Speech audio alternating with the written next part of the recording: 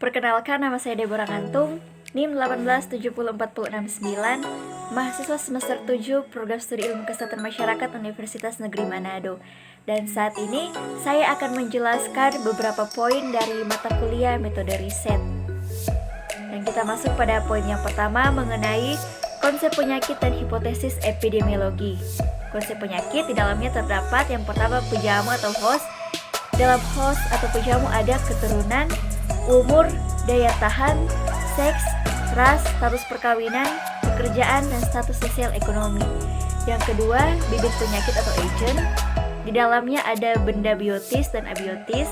Dan yang ketiga, lingkungan atau environment. Dalam lingkungan tersebut ada lingkungan fisik, non-fisik, sosial, dan budaya. Dan selanjutnya ada hipotesis epidemiologi. Hipotesis epidemiologi adalah suatu teori relatif yang masih perlu diuji kebenarannya untuk mencari hubungan sebab akibat terjadinya suatu penyakit maupun analisis terjadinya penyebaran suatu penyakit dalam masyarakat, didahului dengan penyusunan hipotesis. Dan selanjutnya ada dasar penyusunan hipotesis. Dalam epidemiologi harus mencantumkan beberapa hal berikut. Yang pertama, harus mencantumkan dengan jelas populasi, yaitu ciri-ciri individu di mana hipotesis tersebut diterapkan. Yang kedua, faktor penyebab maupun pemaparan lingkungan termasuk faktor risiko yang sedang atau akan diteliti. Yang ketiga, akibat yang diharapkan timbul dari penyebab tersebut yang dapat berupa penyakit maupun gangguan kesehatan lainnya.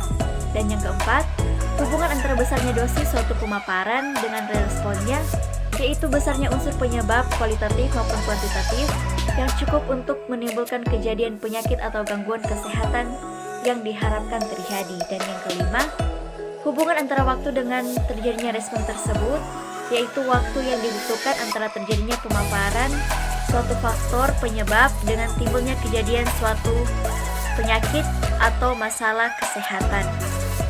Dan poin yang kedua yaitu ukuran frekuensi penyakit, definisi kasus, insiden, dan prevalensi, rate, dan risiko. Yang pertama kasus.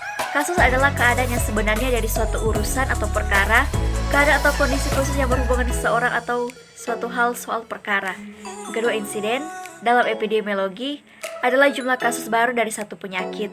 Secara umum, insiden dilaporkan sebagai kasus baru dalam satu periode waktu tertentu, misalnya per bulan atau per tahun. Yang ketiga, prevalensi.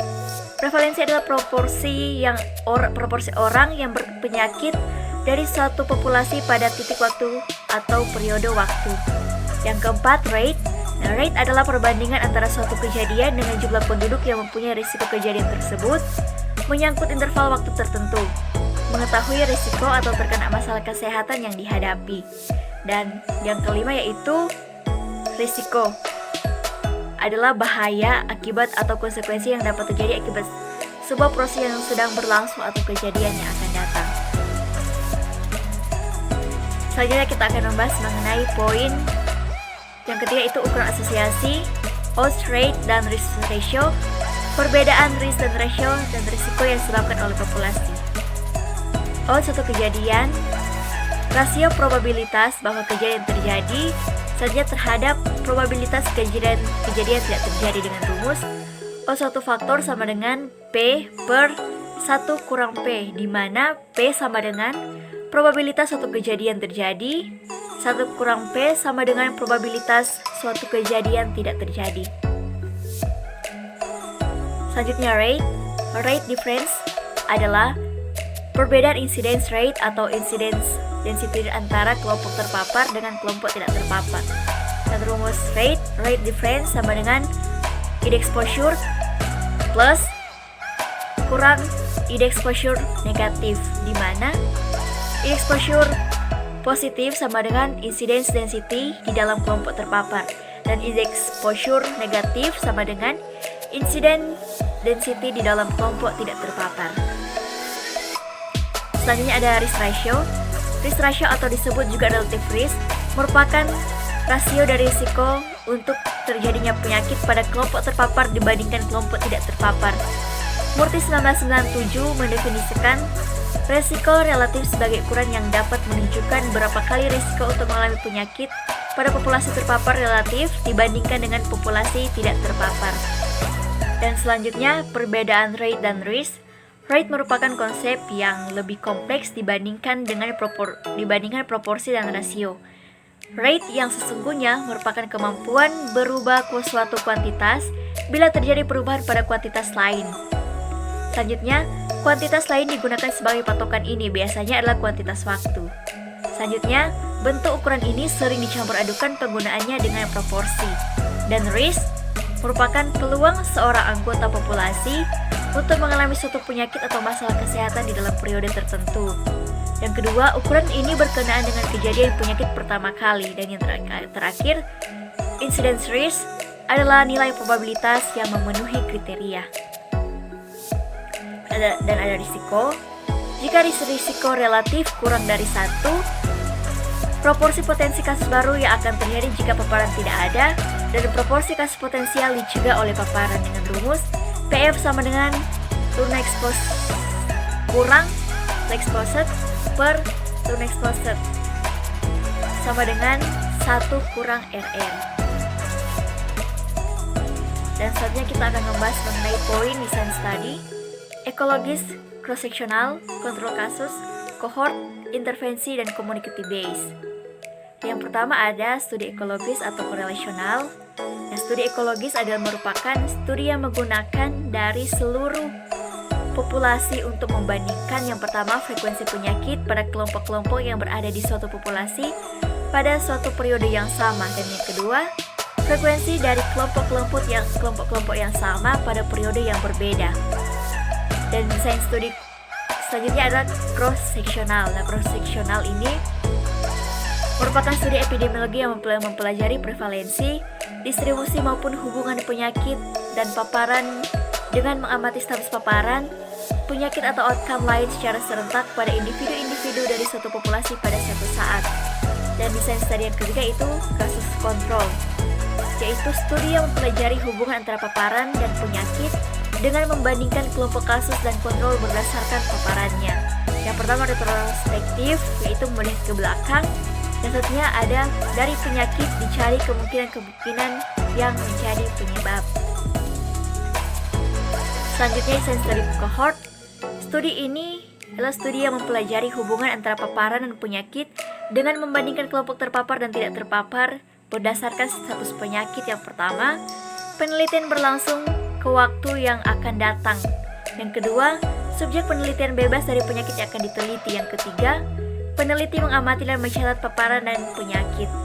Dan desain studi yang keempat, yang selanjutnya ada studi intervensi.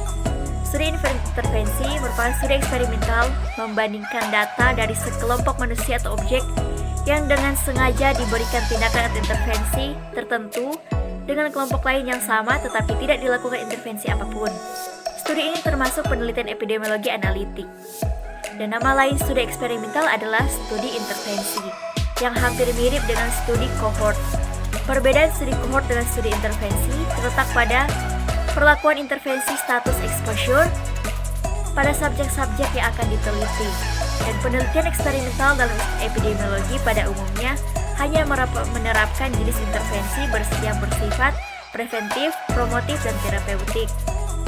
Dan selanjutnya ada community based, merupakan model penanganan yang berpusat di masyarakat dengan menitikberatkan pada fungsi-fungsi keluarga dan potensi seluruh masyarakat.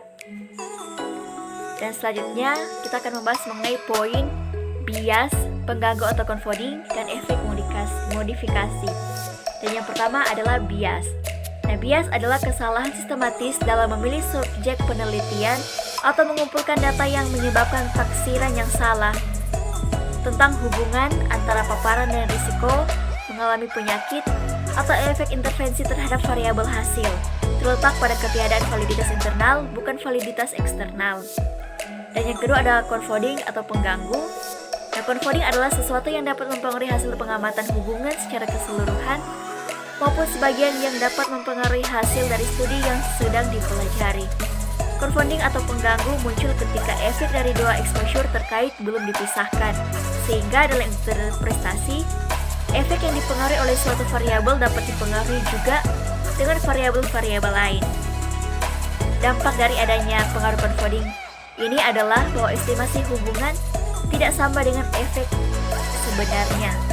Dan selanjutnya ada efek modifikasi. Efek modifikasi atau interaksi adalah keberagaman atau heterogenitas atau variasi efek dari suatu faktor risiko terhadap kemunculan penyakit atau outcome pada level yang berbeda dari faktor risiko lain. Pada base population, suatu situasi di mana dua atau lebih faktor risiko saling memodifikasi besar dan atau arah efeknya terhadap kejadian atau outcome yang diteliti. Dan efek modifikasi menunjukkan seberapa jauh efek faktor risiko utama terhadap munculnya penyakit atau outcome dimodifikasi oleh faktor risiko lain. Dan selanjutnya kita akan membahas mengenai poin analisis multivariabel, ada logistik, Poisson, dan regresi biomal. Yang pertama, regresi logistik adalah salah satu metode analisis multivariate untuk menganalisis hubungan satu variabel binary outcome dengan satu atau lebih variabel bebas dengan skala pengukuran nominal, ordinal, atau interval, di mana parameter yang dipakai menilai hubungan tersebut adalah odds ratio. Metode ini banyak dipakai pada penelitian faktor risiko dengan rancangan case control, di mana pada rancangan ini angka insiden tidak memungkinkan untuk didapatkan. Metode ini juga dipakai untuk menganalisis faktor risiko pada penelitian dengan rancangan cross-sectional, di mana pada rancangan ini juga tidak dimungkinkan untuk mendapatkan angka insiden. Dan selanjutnya, regresi Poisson adalah model regresi yang dapat digunakan pada data yang variabel responnya berdistribusi tidak normal dengan berjenis diskrit, yaitu berdistribusi Poisson sebagai syarat utamanya. Distribusi Poisson memberikan suatu model yang realistis untuk berbagai macam fenomena acak selama nilai dari variabel acak Poisson berupa bilangan bulat non-negatif. Dan yang terakhir ada regresi binomial, adalah model non-linear yang berasal dari distribusi Poisson gamma mixture yang merupakan penelitian dari generalized linear model yang menggambarkan hubungan antara variabel dependen dengan variabel independen. Dan selanjutnya kita akan membahas mengenai poin ukuran dan kekuatan sampel dalam studi epidemiologi. Dan yang pertama ada ukuran. Ukuran asosiasi menjelaskan tentang berapa sering suatu penyakit atau peristiwa di bidang kesehatan terjadi di masyarakat. Dan selanjutnya, untuk mengukur besaran masalah dan tingkat keganasan. Selanjutnya, dalam praktek untuk menetapkan prioritas masalah kesehatan dan adalah dasar epidemiologi deskriptif. Dan ukuran dalam sampel studi epidemiologi ada kuantitatif, dapat diukur dengan akurat berdasarkan analisis yang akan dilakukan, presisi estimasi yang diinginkan, kesalahan random yang masih bisa ditoleransikan, kuasa statistik yang diharapkan. Dan kekuatan sampel dalam studi epidemiologi adalah pendekatan perhitungan besar sampel dalam kekuatan uji penelitian meliputi elemen antara lain tes hipotesis pada parameter yang diinginkan peneliti, efek sampel yang terambil, nilai dari parameter yang dihasilkan oleh penelitian, dan target nilai kekuatan uji yang diinginkan peneliti. Kekuatan uji dimaksud untuk mengetahui seberapa besar asumsi bahwa sampel tersebut yang diambil adalah representatif terhadap populasi. Dan poin yang terakhir ada topik khusus. Dalamnya ada pencegahan dan penyaringan atau screening, epidemiologi molekuler, variasi geografis dalam terjadinya penyakit, dan kesenjangan kesehatan. Dan yang pertama ada pencegahan, di mana proses cara tindakan mencegah atau tindakan menahan agar sesuatu tidak terjadi. Dengan demikian, pencegahan merupakan tindakan. Pencegahan identik dengan perilaku. Dan selanjutnya ada penyaringan atau screening. Ini merupakan proses pendeteksian kasus atau kondisi kesehatan pada populasi sehat yang luas pada kelompok tertentu sesuai dengan jenis penyakit yang akan dideteksi dini, dengan upaya untuk meningkatkan kesadaran pencegahan dan diagnosis dini bagi kelompok yang termasuk resiko tinggi. Dan selanjutnya ada epidemiologi molekuler, merupakan cabang epidemiologi yang mempelajari kontribusi faktor risiko di genetik dan lingkungan yang diidentifikasi pada level molekuler dan biokimia terhadap etiologi, distribusi dan pengendalian penyakit pada keluarga-keluarga dan populasi-populasi menurut Dorman 2015. Dan selanjutnya ada variasi geografis dalam terjadinya penyakit. Yang pertama, lingkungan fisik, kemis, biologis, sosial, dan ekonomi yang berbeda-beda dari suatu tempat ke tempat lainnya. Yang kedua, konstitusi genetis atau etnis dari penduduk yang berbeda bervariasi seperti karakteristik demografi. Yang ketiga, variasi kultural terjadi dalam kebiasaan, pekerjaan, keluarga, praktik haji atau perorangan, dan bahkan persepsi tentang sehat dan sakit. Dan selanjutnya ada variasi administratif, termasuk faktor-faktor seperti tersedianya dan efisiensi pelayanan medis, program higien, sanitasi, dan lain-lain. Dan yang terakhir ada kesenjangan kesehatan. Ini mengacu pada perbedaan dalam akses kesehatan dan perawatan kesehatan di antara anggota populasi yang berbeda. Kesenjangan atau ketidaksetaraan ini dapat terhubung dengan ras, etnis, jenis kelamin, seksualitas, status sosial ekonomi, lokasi geografis, dan kategori lainnya. Kesenjangan kesehatan bukan bersifat biologis, melainkan muncul dari sebab sosial, ekonomi, politik, dan eksternal lainnya. Sekian dari saya mengenai beberapa poin dalam mata kuliah metode riset, dan terima kasih.